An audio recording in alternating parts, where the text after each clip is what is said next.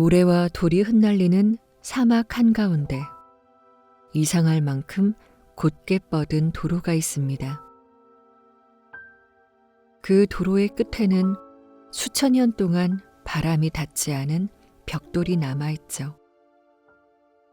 사람의 이름도 신의 이름도 지워진 도시. 그러나 그 도시는 여전히 완벽하게 정돈되어 있습니다. 안녕하세요. 잘 때 듣는 세계사 잘듣세의 성우 이지선입니다. 우리는 지금까지 인간이 스스로의 목소리를 남기기 시작한 문명들을 지나왔습니다. 수메르의 점토판 위에는 처음으로 생각이 기록되었고, 이집트의 피라미드엔 신의 이름이 새겨졌죠. 그리스의 사람들은 말과 논리로 세계를 설명하려 했습니다. 이렇게 인류는 목소리와 글을 통해 자신이 살아있음을 증명했습니다. 하지만 이번에 만날 문명은 다릅니다. 그들은 도시를 세웠고 배수로를 만들었으며 무역로를 개척했습니다. 그러나 그들의 언어는 남지 않았습니다. 수천 개의 인장과 문자가 발견되었지만 그 어떤 것도 아직 해독되지 않았습니다.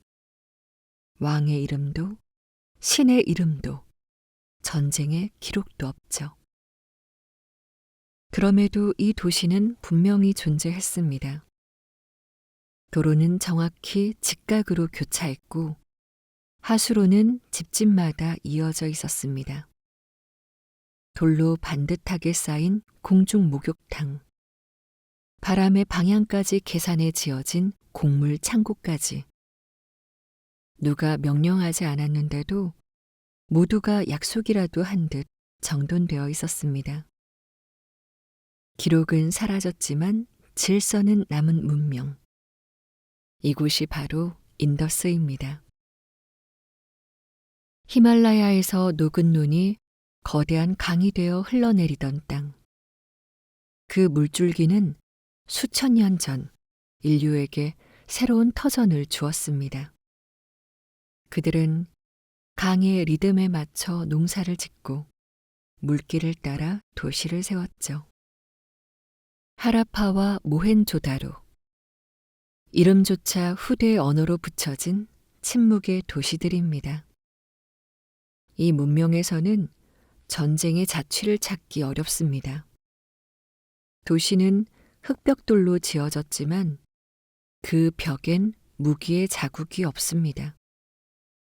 왕의 무덤도 없고 정복의 기록도 남지 않았죠. 그들은 1000년 동안 평화를 유지했습니다. 이상할 만큼 고요하고 놀라울 만큼 완성된 문명. 그 침묵이 오히려 그들의 정체를 더욱 짙게 만듭니다. 이제 우리는 말이 사라진 도시를 바라보려고 합니다. 그곳에 남은 건물과 돌의 배열 속에서 문명이 남기지 못한 목소리를 아주 천천히 함께 들어보시죠. 1장. 강이 만든 도시. 겨울이 끝나갈 무렵 히말라야의 만년설이 천천히 녹아내립니다. 그 눈 녹은 물은 바위를 깎고 모래를 실으며 남쪽으로 흘러가죠. 그 길고 느린 여정의 끝에서 물은 광활한 평야를 만납니다. 그곳이 인더스 강의 땅입니다. 오늘날 파키스탄과 인도 서북부에 걸친 이 지역은 세 개의 큰 강이 교차하는 곳이었습니다. 인더스, 라비, 그리고 세틀레지. 여름이면 폭우가 쏟아졌고 강은 범람했습니다. 그 범람은 사람들에게 공포이자 약속이었습니다.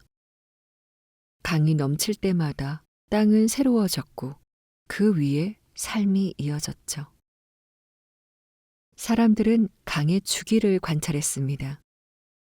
물은 언제 불어나고 언제 줄어드는지, 흙이 얼마나 비옥해지는지 그 주기를 아는 사람만이 굶지 않고 겨울을 넘길 수 있었던 것이죠. 그들은 물길을 막지 않았습니다. 대신 강이 흘러야 할 길을 이해하려 했습니다. 이 땅의 문명은 싸움이 아니라 관찰로 시작된 것이죠. 시간이 흐르며 사람들은 강이 선물하는 퇴적토 위에 마을을 세웠습니다. 처음엔 작은 흙벽돌 집이었지만 홍수를 피하기 위해 조금씩 높은 지대를 선택했습니다.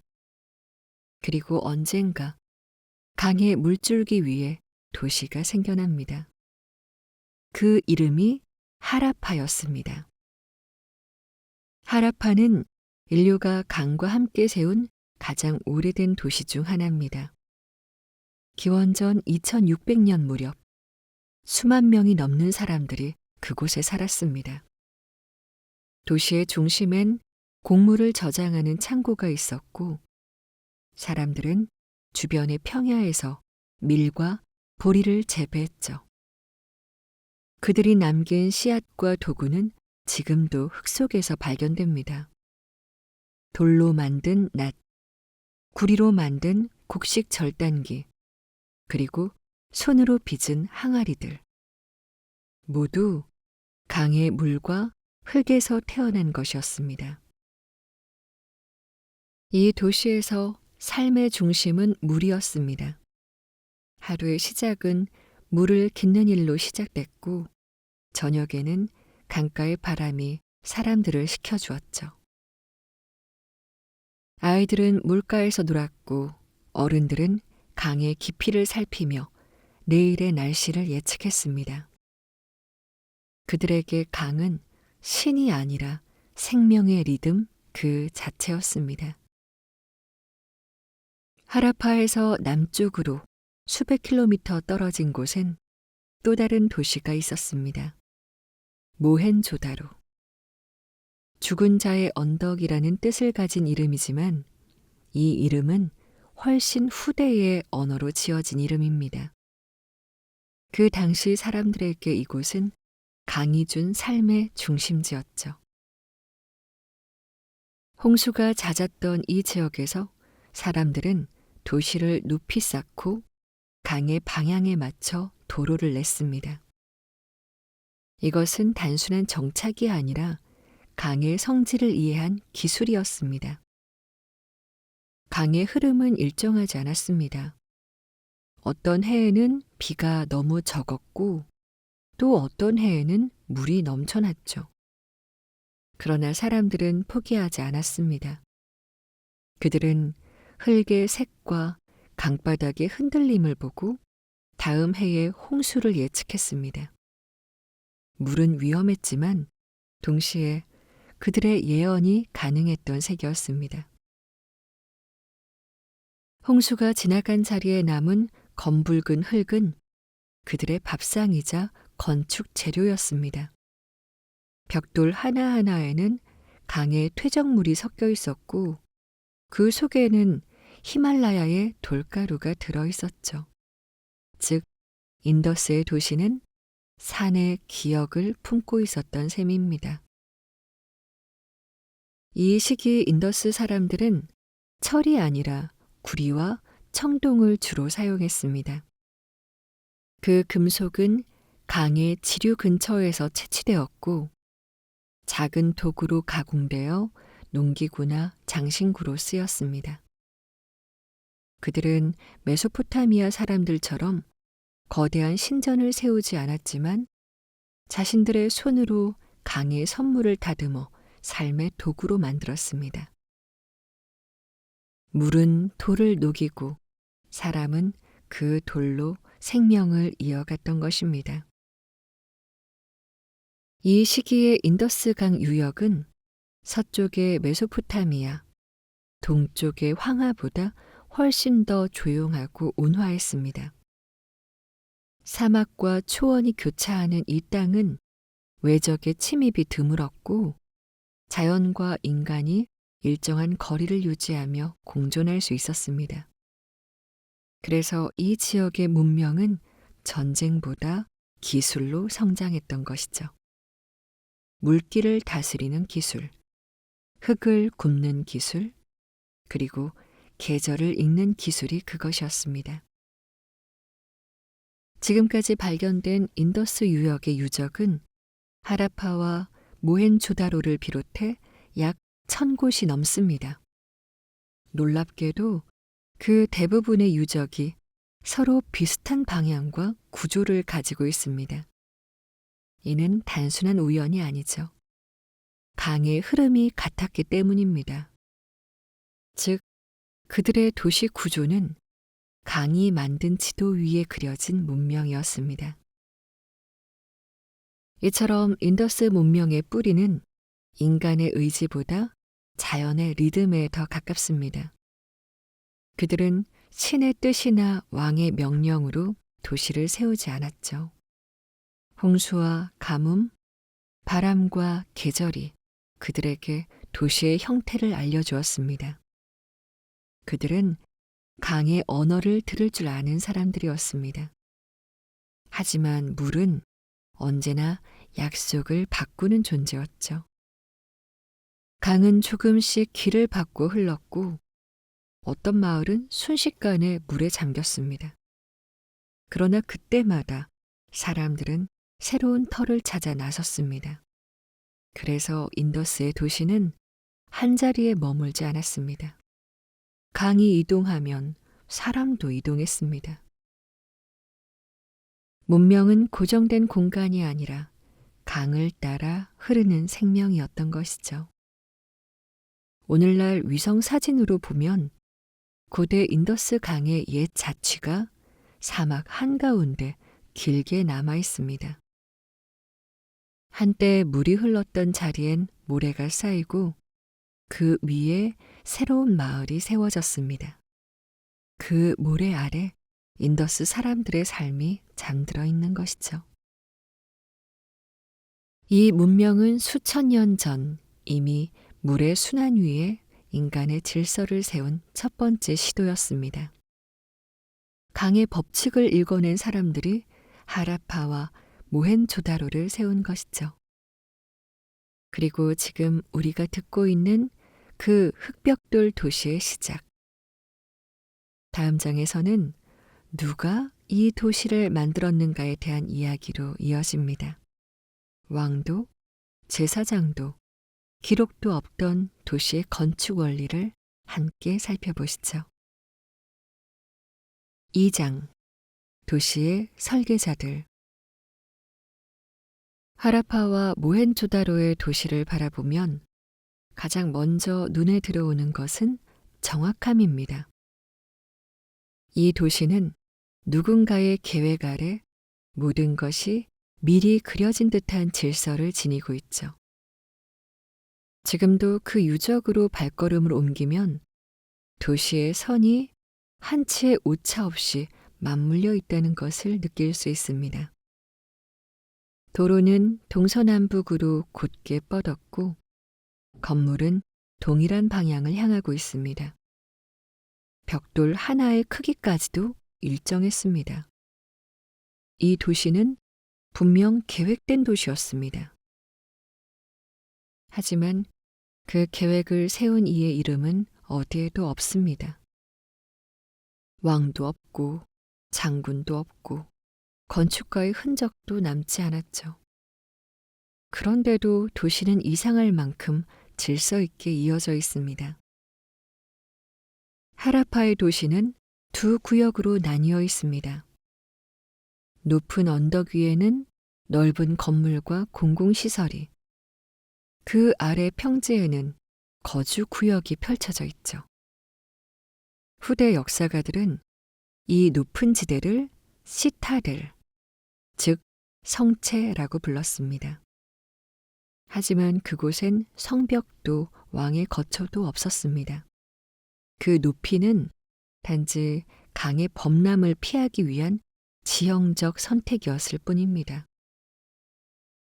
그 언덕 위에 가장 먼저 세워진 것은 커다란 목욕시설, 그레이트 베스였습니다. 돌로 바닥을 다지고 역청으로 틈을 메웠습니다. 물이 새지 않도록 한 정교한 시공 기술은 이 도시가 물을 얼마나 정확히 다뤘는지를 보여줍니다. 그들은 강을 신성시했을 뿐 아니라 물의 흐름 자체를 통제할 수 있었습니다. 목욕시설 옆에는 곡물 창고가 있었습니다. 길이 약 45m, 폭 15m.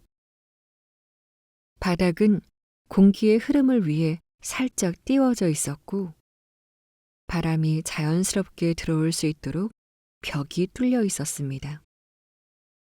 습기를 피하고 곡식을 오래 보존하기 위한 실용적인 설계였습니다.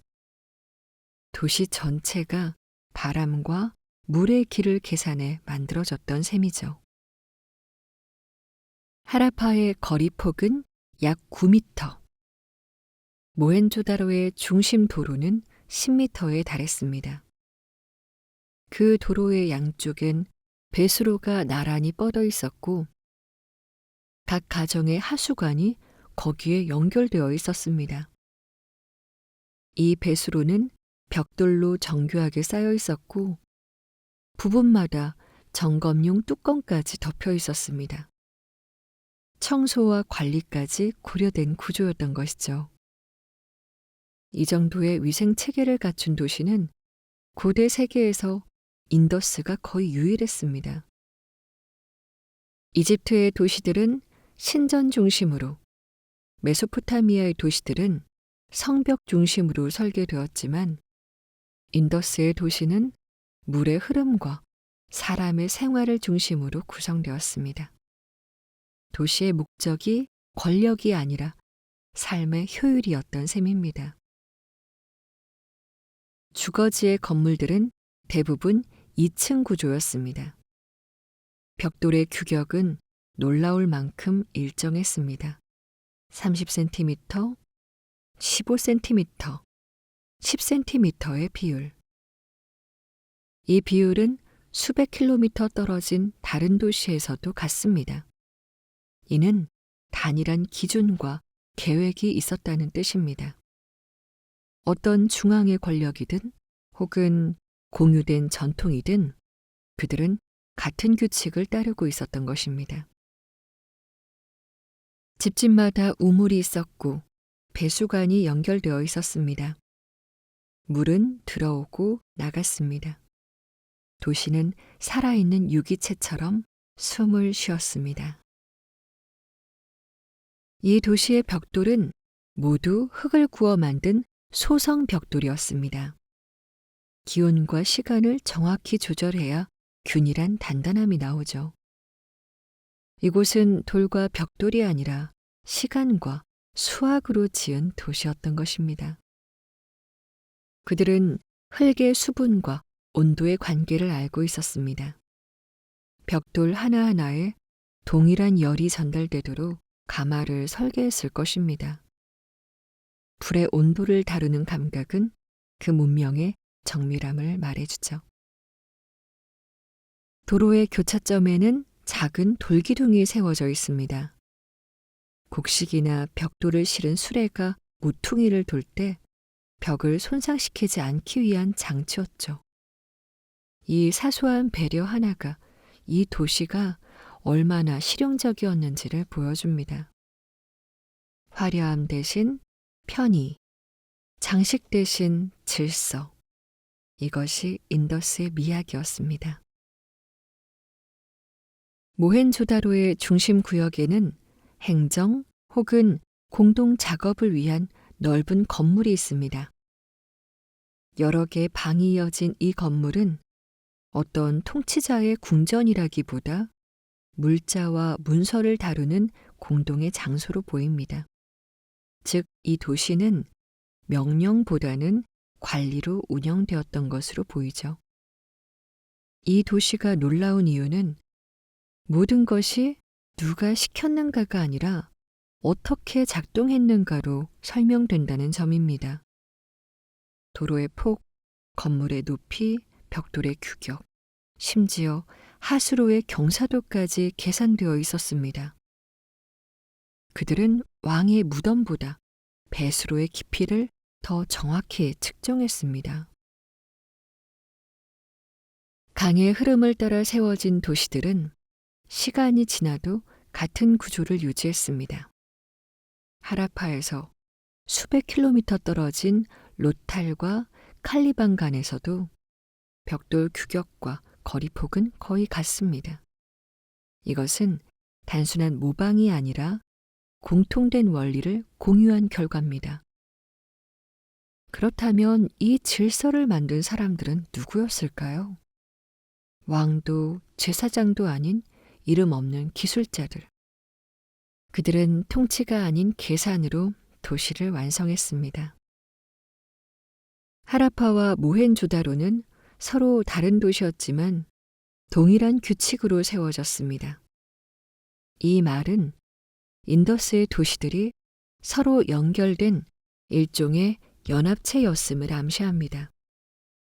각 도시가 독립적으로 존재하면서도 하나의 공통된 기준으로 운영되었다는 것은 지배자 없이도 협력이 가능했던 사회의 구조를 보여줍니다. 하지만 그 구조가 어떻게 작동했는지는 아직 아무도 알지 못합니다. 이 문명의 신비는 그 완벽함이 어디에서 비롯되었는가에 있습니다. 우리가 지금 그들의 도로 위를 걷는다면 발밑에 돌 하나에도 수천 년 전 사람의 계산이 숨어 있습니다. 눈으로는 보이지 않지만 그 도시는 여전히 규칙으로 숨쉬고 있습니다. 한번 상상해 볼까요? 이 도시의 설계자들은 아마도 강의 흐름과 사람의 길을 함께 보았을 것입니다.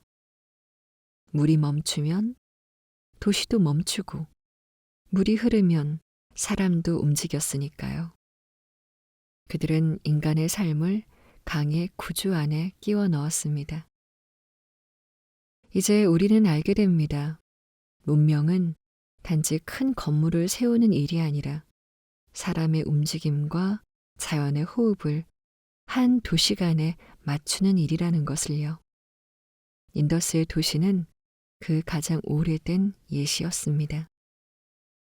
다음 장에서는 그 도시 안에서 하루를 살아낸 사람들의 이야기를 들려드리겠습니다. 장인, 상인, 농부, 목욕하는 사람들. 침묵 속의 일상으로 함께 들어가 보시죠. 3장 삶의 리듬, 도시의 하루. 태양이 강 위로 떠오르면 도시는 천천히 깨어납니다. 어제와 다르지 않은 하루가 그러나 정해진 리듬으로 시작되었습니다. 먼저 항아리를 든 여인들이 집집마다의 우물에서 물을 길었습니다. 그 물은 음식을 만들고 몸을 씻고 제사를 준비하는 데 쓰였습니다. 물은 하루의 시작을 알리는 시계이기도 했습니다. 가장 먼저 들리는 소리는 도공의 가마에서 새어나오는 불의 숨소리였습니다. 벽돌을 굽던 불과는 다르게 이 불은 삶의 색을 입히는 불이었죠. 그들은 흙을 반죽하고 강에서 가져온 가는 모래를 섞어 그릇과 항아리 그리고 장식품을 빚었습니다. 그 표면에는 붉고 검은 선이 교차했는데 그 무늬는 도시마다 비슷하면서도 조금씩 달랐습니다. 아마 각 마을의 상징이었을지도 모릅니다. 골목에서는 구슬 장인이 조개 껍질을 갈고 있었습니다. 인더스 사람들은 바다에서 조개를 구해와 그 속살을 얇게 갈아 목걸이와 팔찌를 만들었습니다. 그들이 만든 구슬 중 일부는 수천 킬로미터 떨어진 메소포타미아에서 발견되었습니다.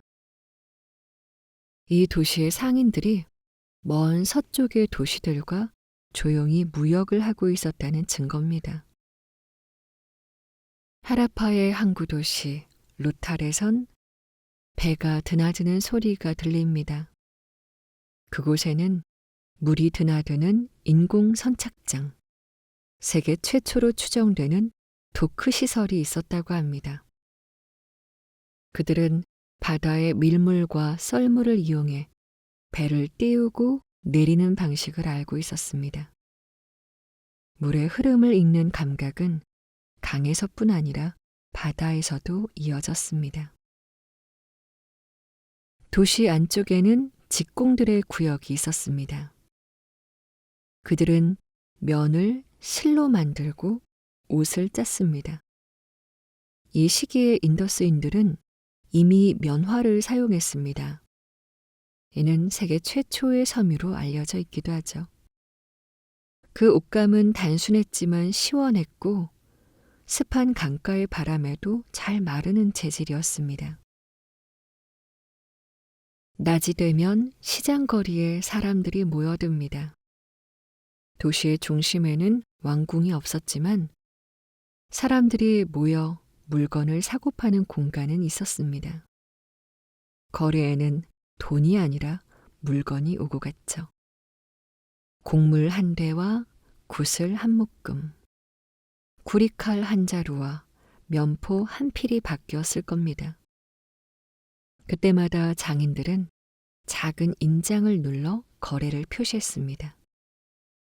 그 인장은 도장도 글자도 아니었지만 거래의 신뢰를 상징하는 약속의 표시였습니다. 아이들은 낮은 담벼락 너머에서 놀았습니다.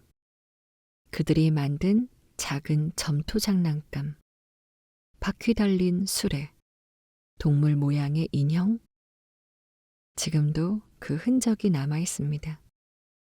아마 어른들이 일하는 동안 아이들은 강가를 따라 달리며 흙먼지를 일으켰겠죠. 그 먼지는 햇살에 부서져 도시의 공기 전체가 금빛으로 빛났을 겁니다. 해가 기울면 사람들은 다시 물가로 향했습니다. 하루의 피로를 씻기 위해서였습니다. 인더스의 사람들은 몸을 깨끗이 하는 일을 중요하게 여겼습니다. 각 집에는 작은 목욕 공간이 있었고 도시에는 공동 목욕 시설이 있었습니다. 그곳에서 사람들은 아무 말 없이 물을 끼얹었을 것입니다. 소리 없는 의식. 그들은 신의 이름을 부르지 않았지만 그 순간 물이 흘러내리는 소리 자체가 기도처럼 들렸을 것입니다. 밤이 찾아오면 도시는 바람 소리만 남습니다. 가마의 불이 꺼지고 하수로의 물소리만 잔잔히 이어집니다. 인더스의 밤은 조용했지만 그 속엔 하루의 모든 리듬이 담겨 있었습니다. 이들이 남긴 유물엔 그들의 손끝의 온도가 그대로 묻어 있습니다. 점토 항아리의 무게, 구슬의 매끈한 표면, 면직물의 얇은 질감. 그것은 모두 이 도시의 호흡이자 시간의 단위였습니다. 이때 다른 곳의 사람들은 무엇을 하고 있었을까요? 같은 시기 서쪽의 메소포타미아에서는 점토판 위에 문자가 새겨지고 있었습니다. 그들은 은으로 무역을 하고 도시 국가 간 전쟁을 치렀습니다. 남쪽의 이집트에서는 피라미드가 하늘로 솟아오르고 있었습니다. 파라오의 무덤은 완성에 가까워지고 사제들은 죽음 이후의 세계를 기록하고 있었죠. 그 사이 인더스의 사람들은 조용히 물을 깃고 흙을 빚으며 강가에서 목욕을 하고 있었습니다. 이 문명은 같은 시대의 다른 문명들보다 덜 화려했지만 가장 조용히 오래 지속되었습니다. 하라파의 하루는 그렇게 흘러갑니다. 아침엔 물, 낮엔 일, 저녁엔 목욕. 이 단순한 반복 속에서 문명은 자라났습니다. 사람의 습관으로 세워진 도시. 그들의 삶은 기록보다 규칙에 가까웠죠. 그렇게 만들어진 도시의 하루는 소리 없이 완성된 문명 그 자체였습니다. 이제 그들이 남긴 기호와 상징을 통해 그 침묵이 어떤 의미였는지를 살펴보시죠. 4장 인장의 비밀, 해독되지 않은 목소리. 19세기 후반 영국의 고고학자 알렉산더 커닝햄이 펀자브 지역에서 손바닥만한 작은 인장을 발견했습니다. 그 위에는 낯선 동물 한 마리와 어느 언어와도 닮지 않은 기호들이 나란히 새겨져 있었죠. 그로부터 반세기 뒤 하라파와 모헨조다로의 발굴이 시작되었습니다. 모래와 흙더미 속에서 같은 인장이 수십 개, 수백 개씩 모습을 드러냈습니다. 모두가 숨을 죽인 채 그것을 바라보았죠. 작은 돌 위에 새겨진 낯선 동물, 그 위로 이어진 기호의 행렬. 모양은 문자인 듯 했지만 아무 언어로도 읽히지 않았습니다. 그것이 바로 인더스 문명의 인장이었습니다. 오늘날까지 4,000점이 넘게 발견된 이 인장은 이 문명이 남긴 거의 유일한 기록이자 언어입니다. 점토와 활석질 돌 위에 새긴 얇은 선 하나하나. 그들은 글을 남기지 않았지만 돌 위에 자신들의 세계를 남겼습니다. 가장 흔히 보이는 문양은 하나의 뿔을 가진 신비한 동물입니다. 사람들은 그것을 유니콘 인장이라 부릅니다. 그러나 그것이 실제 동물을 뜻하는지 혹은 신을 상징하는지 아무도 모릅니다. 소, 코끼리, 물소, 호랑이, 사람과 신의 중간 형태 같은 형상도 등장합니다. 이들은 모두 그 문명 속에서 어떤 상징적 의미를 가졌던 것으로 보입니다. 인더스 사람들은 이 인장을 굽지 않고 손에 잡히는 크기로 만들었습니다. 그 표면에는 손잡이 같은 돌기가 있고 그 아래엔 구멍이 뚫려 있어 끈을 꿰어 목에 걸 수 있었죠. 어쩌면 상인들이 거래에 쓰던 도장이었을 수도 있고 가문을 상징하는 표식이었을 수도 있습니다. 혹은 제사와 의식에서 신의 이름을 대신했을 수도 있겠죠. 무엇이든 확실한 것은 없습니다. 그럼에도 불구하고 이 인장은 인더스 문명 전체에 걸쳐 동일한 규칙으로 만들어졌습니다. 하라파, 모헨조다로, 로탈, 칼리방간. 수백 킬로미터 떨어진 도시들에서도 같은 모양의 인장이 발견됩니다. 이는 하나의 공통된 상징 체계가 있었다는 뜻입니다. 문자는 달랐을지 몰라도 그들의 기호와 언어는 통일되어 있었던 것이죠.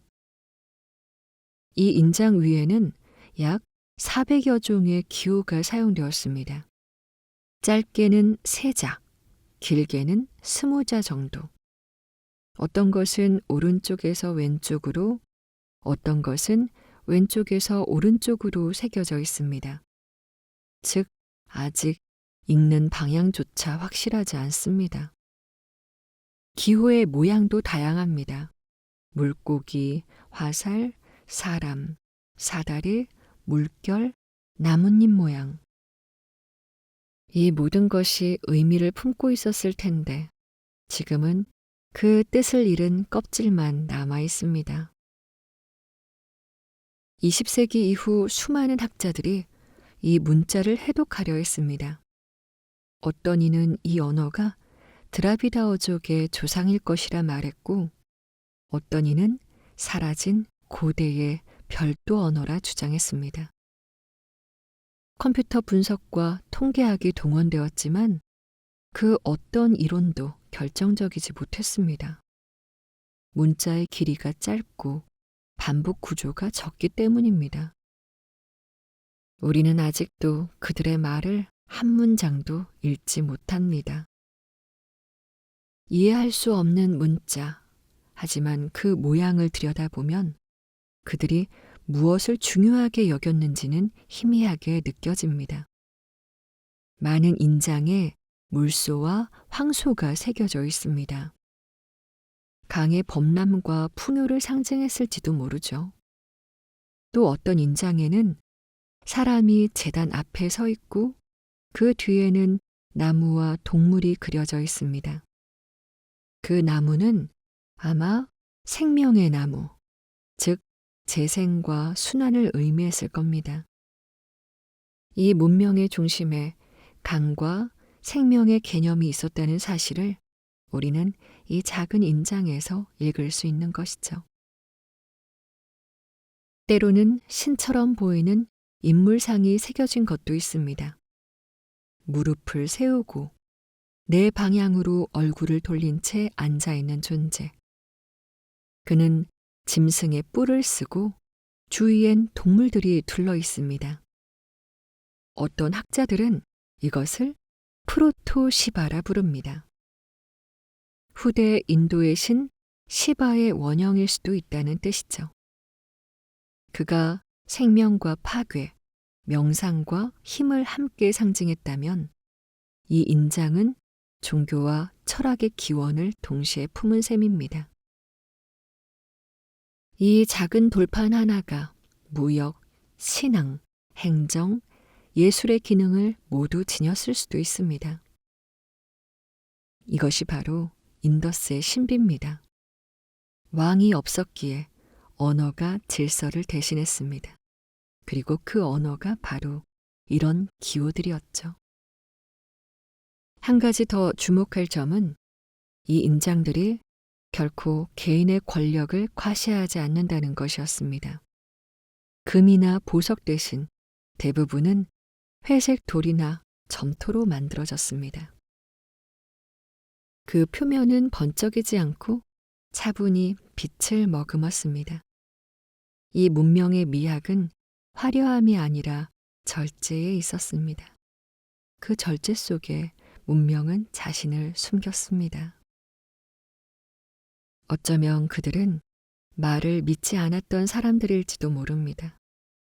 말은 언제나 오해를 낳지만 기호는 보는 이의 해석에 따라 여러 의미를 담을 수 있으니까요. 그래서 그들은 말을 줄이고 돌 위에 기호를 새겼을지도 모릅니다. 시간에 닳지 않고 물에 젖지 않는 언어. 그래서 오늘 우리가 그들의 목소리를 들을 수 없는 이유도 그 침묵이 너무 완전했기 때문일지도 모릅니다. 다음 장에서 우리는 인더스 문명이 어떤 방식으로 사람들을 다스렸는지, 왕도 계급도 없이 어떻게 질서를 유지했는지를 살펴보겠습니다. 5장 전쟁이 없는 나라.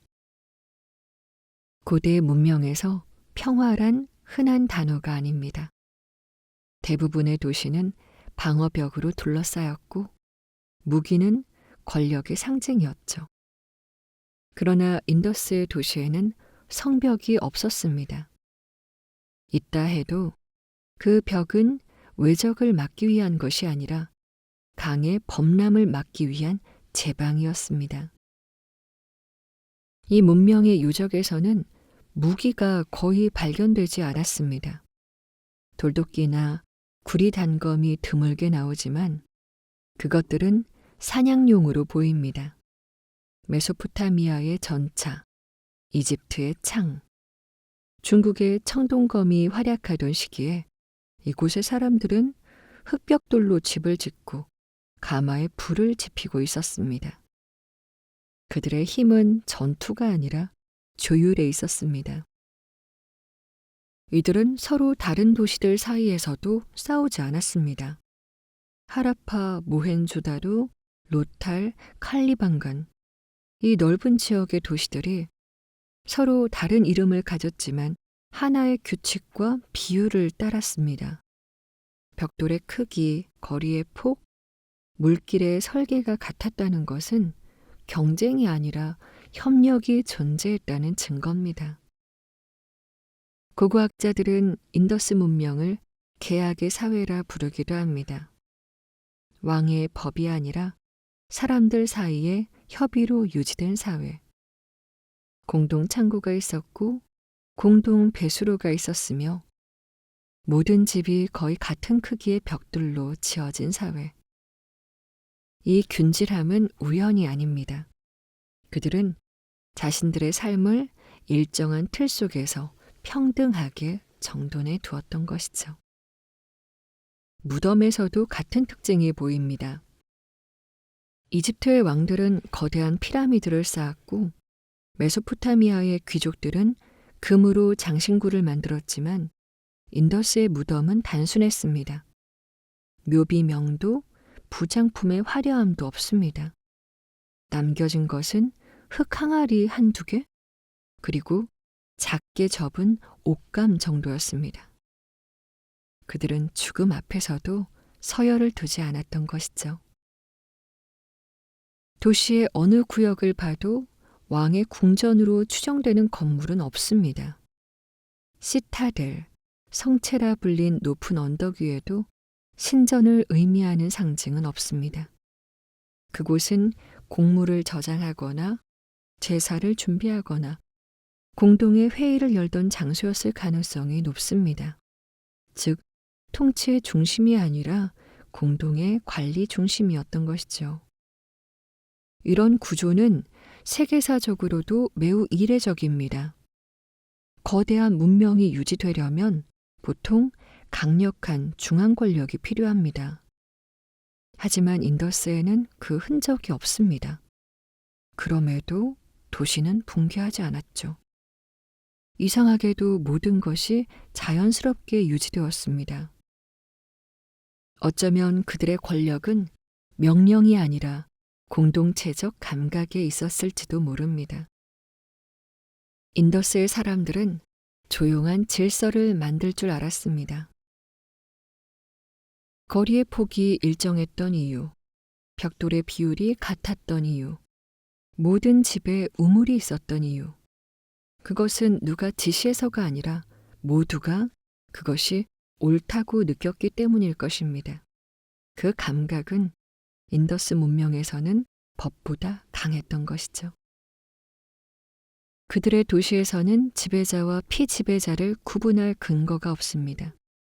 사람들의 집은 크기에서 거의 차이가 없었고 특정 구역에만 사치품이 집중되지도 않았습니다. 즉, 부의 편차가 미미했습니다.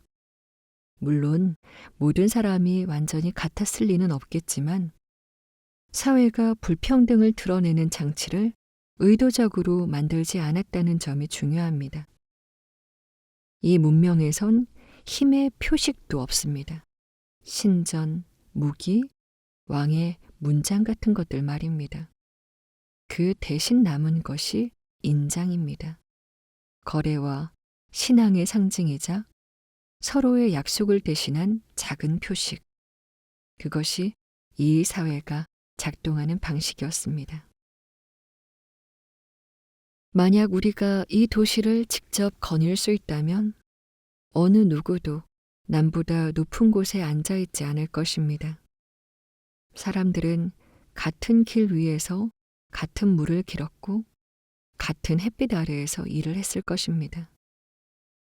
이 평등은 제도적인 구호가 아니라 물리적인 환경 속에 새겨져 있습니다. 이런 질서가 가능했던 이유는 뭘까요? 아마도 외부 침입이 드물었던 지리적 안정성 때문일 수도 있습니다.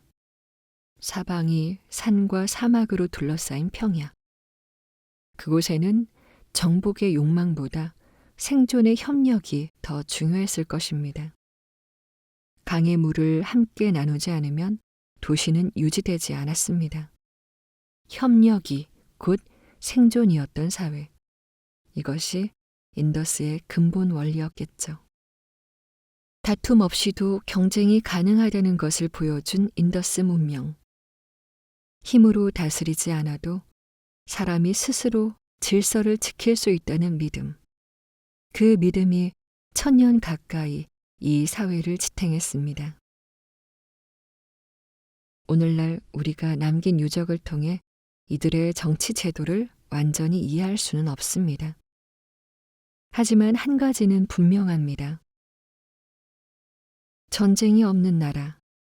그 말은 이상이 아니라 실제로 존재했던 과거의 기억입니다.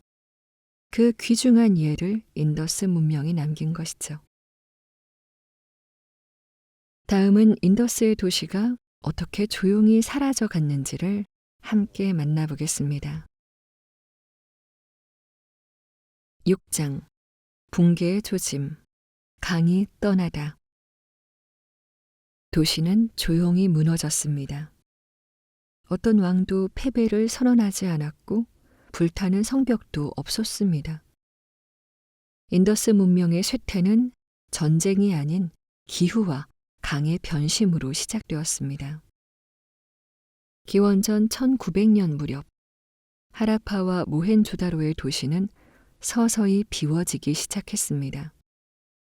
흙벽돌로 쌓인 건물 사이엔 바람이 불고 배수로에는 진흙이 쌓였습니다. 사람들은 더 이상 배수관을 치우지 않았죠. 그들은 도시를 포기하기 시작한 것입니다. 무엇이 그들을 떠나게 만들었을까요? 고고학자들은 여러 흔적에서 단서를 찾았습니다. 먼저 기후의 변화. 히말라야에서 불어오던 바람이 약해지고 비를 몰고 오던 계절풍이 점차 불규칙해졌습니다. 강의 수량이 줄어들고 홍수의 리듬이 어긋나기 시작한 것이죠. 물의 약속이 깨진 겁니다. 인더스 문명은 강의 주기 위에 세워진 사회였습니다. 물이 흐르지 않으면 농경은 불가능했고 곡물 창고는 비워지게 됩니다. 강이 불어나지 않으면 그들의 신성한 목욕터도 의미를 잃었습니다. 이 도시는 자연의 호흡 위에서 살아가던 생명체였고 그 호흡이 흐트러졌을 때 도시의 심장도 멈추게 됩니다. 또 하나의 원인은 강의 이동이었습니다. 위성 관측에 따르면 오늘날의 간지스 평야 북서부 지역에는 사라진 거대한 강의 흔적이 남아 있습니다. 그 이름은 사라스바티 강. 고대 인도의 신화에도 등장하는 이 강은 인더스 문명 초기엔 실제로 존재했던 하천으로 추정됩니다. 하지만 기후 변화와 지각 이동으로 이 강은 점차 말라갔습니다. 물이 사라지자 마을은 사막이 되었죠. 도시는 강이 만든 것이기에 강이 사라지자 함께 사라졌습니다. 하라파 주변의 평야는 점점 황폐해졌고 모헨조다로의 토양은 염분이 쌓여 작물이 자라지 않았습니다. 흙벽돌은 건조한 바람 속에서 갈라졌고 사람들은 더 비옥한 땅을 찾아 이동했습니다. 그들은 동쪽으로 아직 젊고 물이 풍부한 겐지스강 유역으로 향했습니다. 이 이동은 단번에 일어난 것이 아니라 세대를 거쳐 이어진 긴 여정이었습니다. 어떤 이들은 북쪽의 산기슭으로, 어떤 이들은 남쪽의 해안으로 내려갔습니다. 도시는 텅 비었고 흙벽돌 위엔 먼지만 남았겠죠. 그 과정에서 새로운 사람들이 나타났다는 설도 있습니다.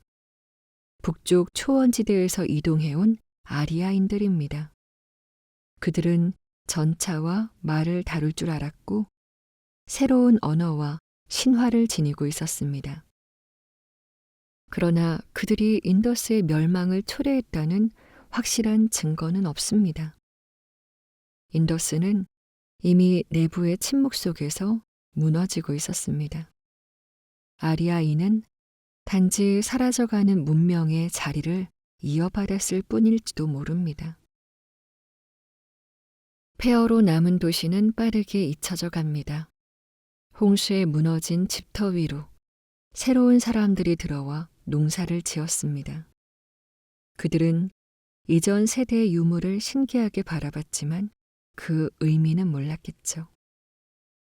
인더스의 문자는 더 이상 읽히지 않았고 돌에 새겨진 기호는 장식이 되었습니다.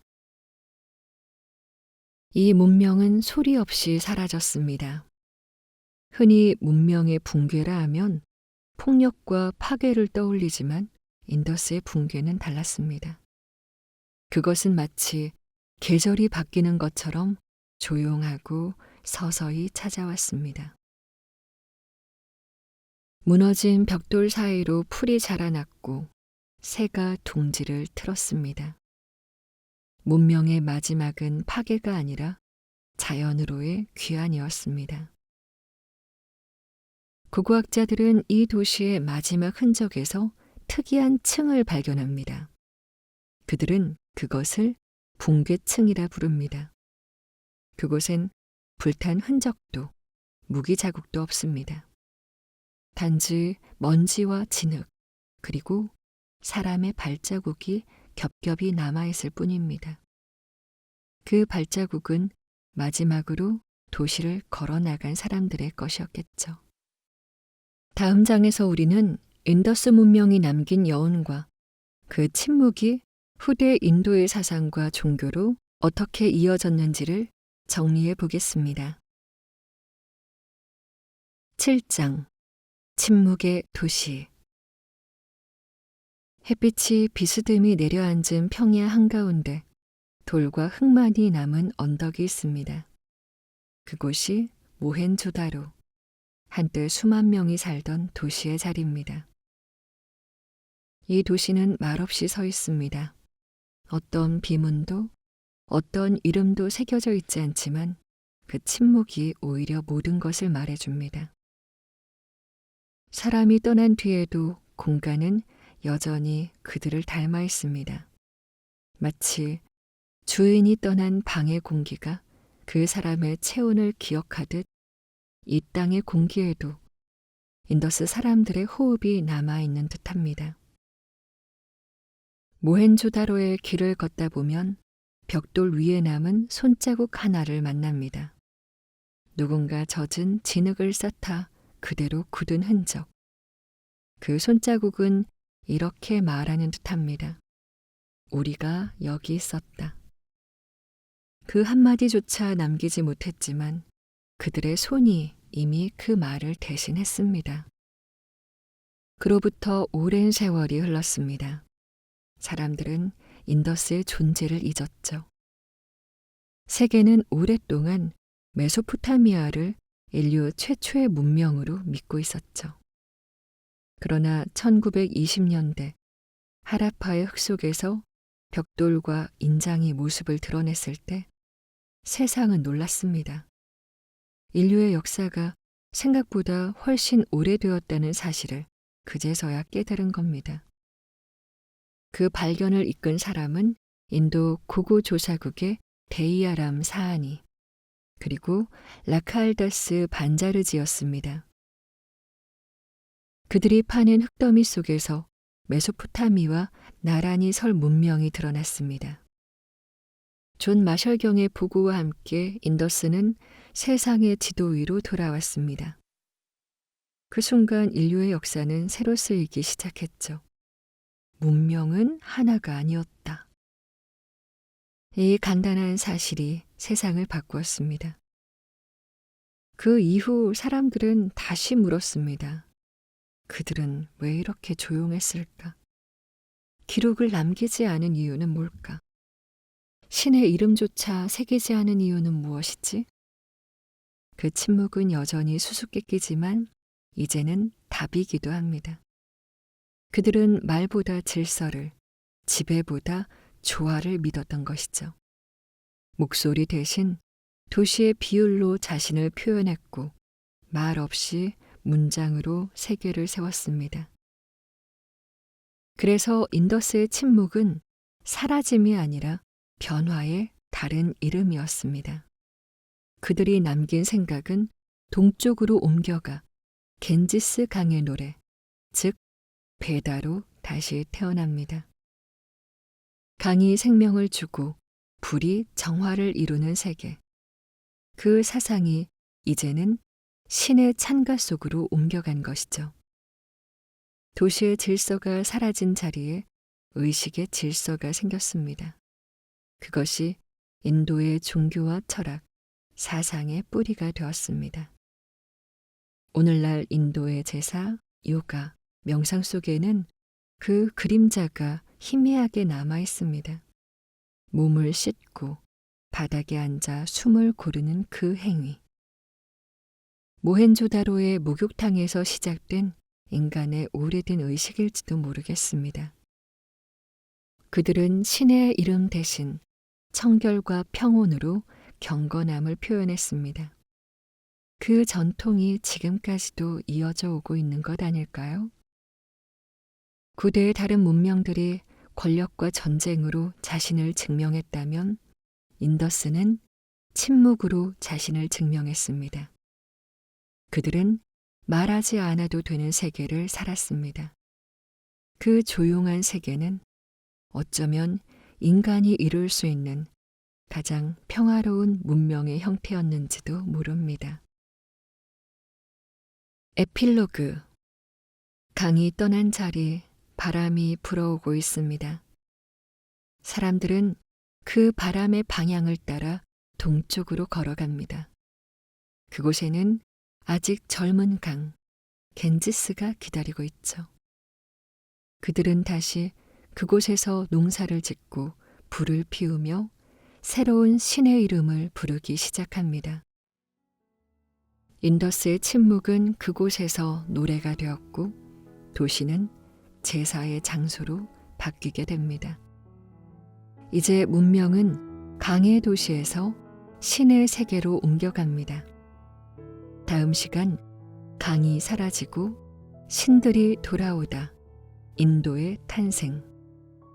베다의 노래와 신들의 신화를 따라 인류의 새로운 시대를 만나보겠습니다. 지금까지 잘 때 듣는 세계사 잘됐어였습니다. 구독과 좋아요 그리고 멤버십 가입은 저에게 큰 힘이 됩니다. 들어주셔서 감사해요.